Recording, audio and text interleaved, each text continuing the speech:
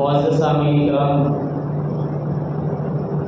اسی حدیث کو سامنے رکھ کر پچھلے ہفتے اسی عنوان پر کچھ گفتگو عرض کی گئی۔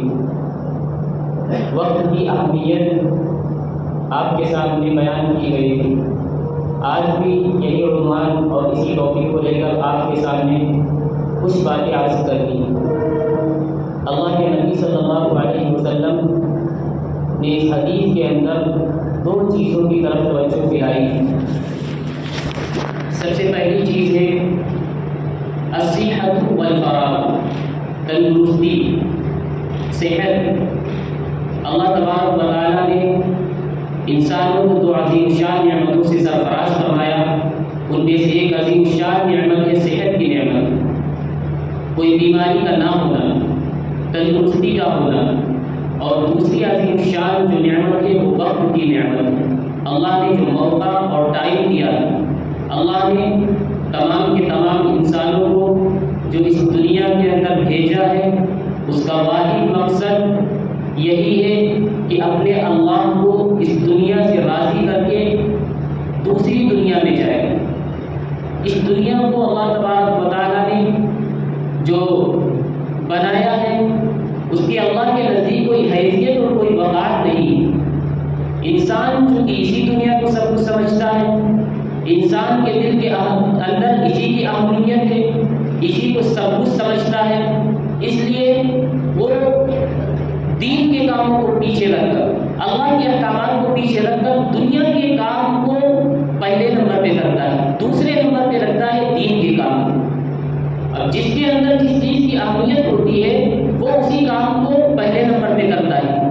ہمارے جو اکابرین گزرے ہیں ان کے دلوں کے اندر چونکہ دنیا کی کوئی حیثیت نہیں تھی، دنیا کے کاموں کی کوئی وقار نہیں تھی، اس لیے ان کے دل کے اندر اللہ کے احکامات کی اہمیت تھی کہ اگر ایک طرف اللہ کا حکم آ جائے، ایک طرف دنیا کا کوئی معاملہ پھنسا ہو، دنیا کو کوئی کام پھنسا ہو، تو اللہ کے احکام کے سامنے اس دنیا کے کام کو بالکل پسے پشت ڈال دیتے تھے، اس کو کوئی اہمیت نہیں دیتے تھے۔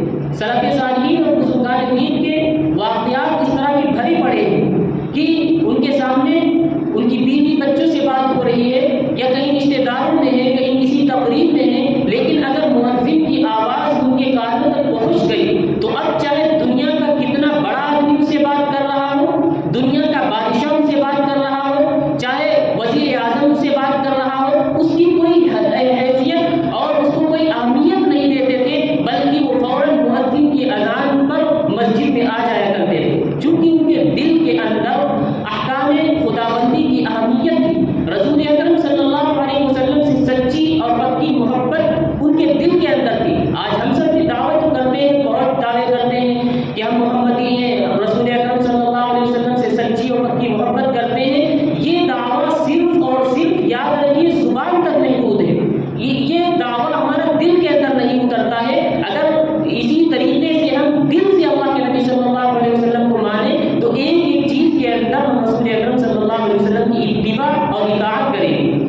اللہ تبارک و تعالیٰ کے احکامات کو ہم اس طریقے سے، احکامات کا جنازہ ہمارے گھروں سے نہیں نکلے گا، رسول اکرم صلی اللہ علیہ وسلم کی سنتوں کا جنازہ ہمارے گھروں سے اس طرح نہیں نکلے گا جیسا کہ آج ہم سب کے گھروں سے نکل رہا ہے۔ اس لیے عزیزوں، وقت کی اہمیت کو پہچانیں۔ جب میدان محشر والے دن تمام کے تمام انسان کھڑے ہوں گے، اس وقت انسانوں سے، تمام کے تمام انسانوں سے 5 سوالات کیے جائیں گے۔ جب تک ان 5 سوالات کے جوابات انسان نہیں دے گا تب تک اس کا حساب و کتاب فائنل نہیں ہوگا۔ ان میں سب سے پہلا حساب ہے، اللہ کے نبی صلی اللہ علیہ وسلم نے ارشاد فرمایا، لا تزول قدم ابن آدم حتى يسأل عن 5 عن عمره فيما أفناه۔ سب سے پہلے نمبر پہ جو سوال کیا جائے گا وہ اس کی عمر کے بارے میں سوال کیا جائے گا۔ اللہ نے آپ کو 60 سال 70 سال کی جو بہت بہترین والی عمر دی، اس کو آپ نے کہاں گوا دیا؟ کیا دین کے کاموں میں اس کو صرف کیا یا یوں ہی دنیا کے کاموں کے اندر ضائع کر دیا؟ تو یہ سب سے پہلا سوال ہوگا، یاد رکھیے عزیزوں۔ اس لیے ہمیں کس طرح دنیا کے اندر رہنا ہے، ہمیں کتنا ٹائم دنیاوی کاموں میں دینا ہے، اپنی دکان میں کتنا ٹائم دینا ہے، اپنی بیوی بچوں میں کتنا ٹائم دینا ہے، شریعت مطہرہ نے ایک ایک چیز کو واضح اور کلیئر کر دیا ہے۔ بس بس توجہ کی ضرورت ہے، غفلت سے نکلنے کی ضرورت ہے۔ آج انسان چونکہ شیطان یہ کبھی چاہ ہی نہیں سکتا ہے کہ ہم لوگ عبادت کریں، ہم لوگ مسجد کے اندر آئیں۔ شیطان کا تو یہی مشن ہوا کرتا ہے کہ باقاعدہ انسانوں کو بہکا دیا جائے۔ اگر اذان نماز کا ٹائم ہو جائے تو دکان کے اندر کوئی کسٹمر شیطان بھیج دیتا ہے کہ انسان اسی میں پھنس جاتا ہے، سوچتا ہے کہ چلو اس کے بعد ہم نماز پڑھنے چلے جائیں گے، تب تک دوسرا کسٹمر آ جاتا ہے، پھر اسی میں لگا رہتا ہے، ادھر نماز کا ٹائم نکل جاتا ہے۔ پھر شیطان کہتا ہے تو جماعت کا ٹائم نکل گیا ہے تو چلیے کچھ دیر بعد میں پڑھ لیں گے، پھر دیر کرتے کرتے ایسا ہوتا ہے کہ اس نماز کا ٹائم بھی نکل جاتا ہے۔ پھر شیطان کہتا ہے اب کیا قضا پڑھنی ہے تو قضا پڑھ، پوری عمر ہم پڑھ سکتے ہیں، کبھی بھی قضا کر سکتے ہیں۔ اس طریقے سے شیطان دین کے کاموں سے انسانوں کو دھیرے دھیرے بہکاتا رہتا ہے، پھر انسان دینی کاموں سے بالکل دور چلا جاتا ہے۔ اس سے پہلے وہ نمازوں کی پابندی کر رہا تھا، لیکن اب نمازوں سے قضا ہونی شروع ہو گئی۔ اس سے پہلے قرآن کریم کی تلاوت ہو رہی تھی، لیکن اب دنیا کی محبت اس کے دل کے اندر آئی تو دھیرے دھیرے قرآن کریم کی تلاوت اس سے چھوٹنے لگی۔ اس سے پہلے وہ روزوں کی پابندی کرتا تھا، دنیا کی محبت، دکان کی اہمیت اس کے دل کے اندر آئی،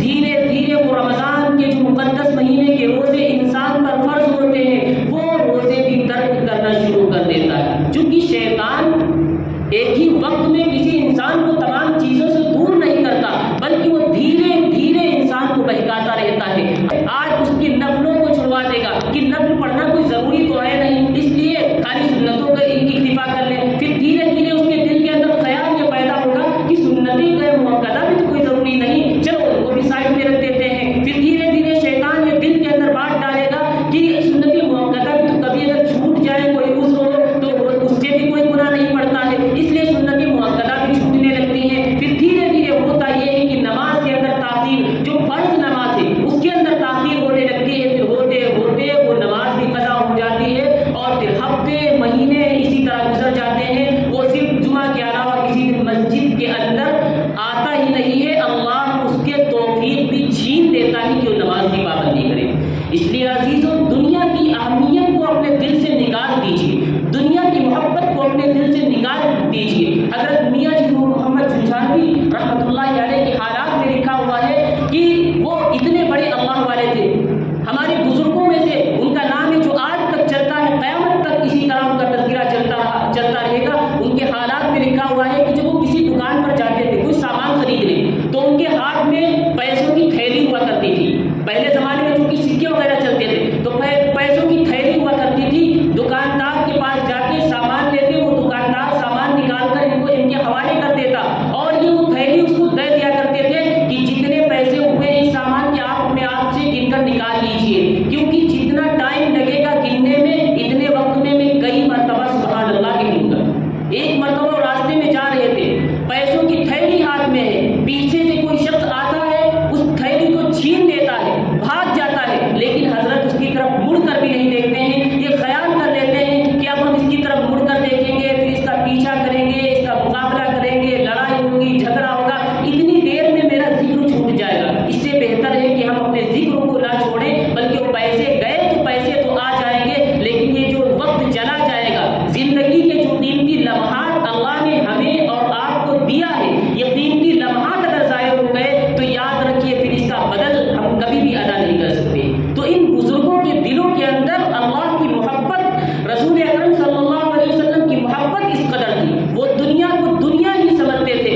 آج ہم اسی دنیا کو سب کچھ سمجھنے لگے ہیں، دنیا کی وقعت ہمارے دلوں کے اندر آئی۔ اللہ کے نبی صلی اللہ علیہ وسلم نے ارشاد فرمایا اذا عظمت امتی الدنیا نزعت منها ہیبۃ الاسلام، کہ انسانوں کے دلوں کے اندر جب دنیا کی محبت آ جائے گی، دنیا کی محبت آ جائے گی تو اسلام کا رعب اور اسلام کا دبدبہ، قرآن و حدیث کی برکت اللہ تبارک و تعالیٰ اٹھا لے گا۔ آج دنیا کی محبت آئی، تمام طریقوں سے انسان پریشان ہو گئے، دنیاوی اعتبار سے بھی انسان پریشان ہے، دینی اعتبار سے بھی، کاروباری لائن سے بھی پریشان ہے، کبھی اس کا کاروبار نہیں چلا اس کے لیے پریشان ہے۔ عزیزوں، آپ اللہ تبارک و تعالیٰ کے احکامات کو پورا کرنے کے ساتھ ساتھ آپ جو دکان اپنا کاروبار چلائیں گے، اپنی دکان چلائیں گے، تو دیکھیے بہت زیادہ اس میں برکت، اگرچہ آپ کو فوراً بیک وقت محسوس نہ ہو، لیکن انشاءاللہ اس کی برکت ضرور محسوس ہوگی اور آپ کے مال کے اندر ضرور اضافہ ہوگا، آپ کے کاروبار میں اللہ ضرور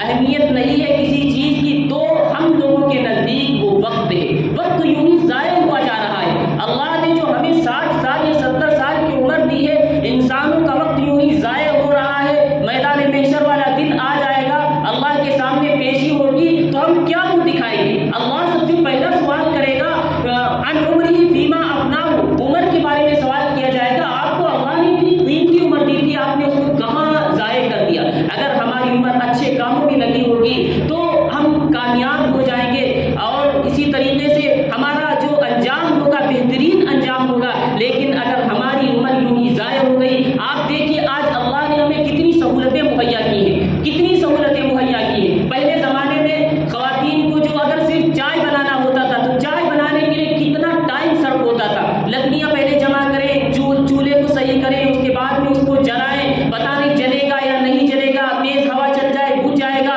کم سے کم چائے بنانے میں آدھا گھنٹہ 1 گھنٹہ لگ جاتا تھا صرف چائے بنانے میں۔ اب آج تو اللہ نے یہ سہولت مہیا کر دی ہے، گیس چولہا آ گیا، فوراً رکھ دیا، چالو کیا، 5 منٹ میں چائے تیار ہو گئی۔ تو اب بتائیے یہ جو 55 منٹ بچے کہاں چلے گئے، کون سے کام میں لگ گئے؟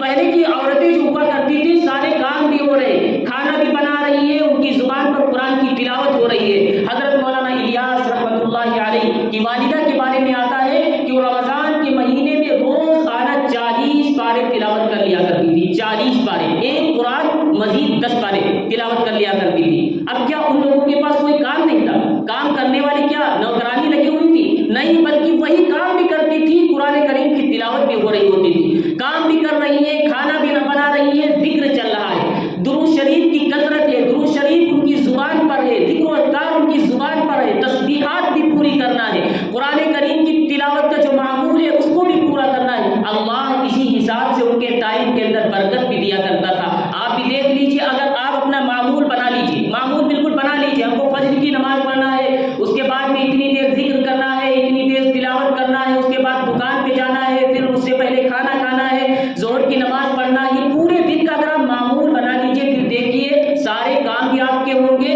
پھر بھی آپ کا ٹائم بچ جائے گا، پتہ چلے گا کہ ہاں میرے پاس ٹائم ہے، آپ کر کے تو دیکھ لیجئے۔ لیکن ہم لوگ چونکہ اس سے بالکل بے پرواہ ہو چکے ہیں، کرنے کے لیے تیار ہی نہیں ہے، صبح ہوتی ہے فوراً دکان، پھر نماز بھی ختم، فجر چلی گئی، ظہر چلی گئی، عصر بھی چلی گئی، ساری نمازیں ہم سے قضا ہو رہی ہے۔ ہم پھر سوچتے ہیں ہمارے کاروبار کے اندر برکت بھی ہو، برکت آئے تو کہاں سے آئے؟ جب ہم اپنے اللہ کو ناراض کر رہے ہیں، برکت آئے تو کہاں سے آئے؟ رسول اکرم صلی اللہ علیہ وسلم کی سنتوں کی دھجیاں اڑا رہے ہیں، ہم سمجھتے ہیں میرا کاروبار آسمان تک پہنچ جائے، ہم سمجھتے ہیں کہ میرا کاروبار خوب اچھا چلے، ہمیں کوئی پریشانی کا سامنا کرنا نہ پڑے۔ یاد رکھیے جب ہم نے اپنے اللہ کے احکامات کو ٹھکرا دیا، رسول اکرم صلی اللہ علیہ وسلم کی تعلیمات کو ٹھکرا دیا، تو ہمارے کاروبار کے اندر برکت آئے تو کہاں سے آئے؟ کبھی بھی اس طریقے سے برکت نہیں آ سکتی ہے۔ اس لیے عزیزوں، ہم سب کام بھی کریں، منع نہیں ہے دنیا کا کام کرنا، لیکن اس کے ساتھ ساتھ اللہ کا جو اہم فریضہ ہے یعنی نماز ہے، اس کو تو کم از کم ہم ادا کر لیں۔ ہم عالم حافظ نہیں بن پائے، زیادہ قرآن نہیں پڑھ پا رہے ہیں، زیادہ تسبیحات نہیں پڑھ پا رہے، تو کم از کم جو اللہ کے فرائض ہیں، جو فرض احکامات ہیں، ان کو تو ہم ادا کریں، ان کے ساتھ ساتھ ہم دوسرے کام کریں گے تو انشاءاللہ اس میں دن دگنی رات چوگنی برکت ہوگی، بہت زیادہ برکت ہوگی۔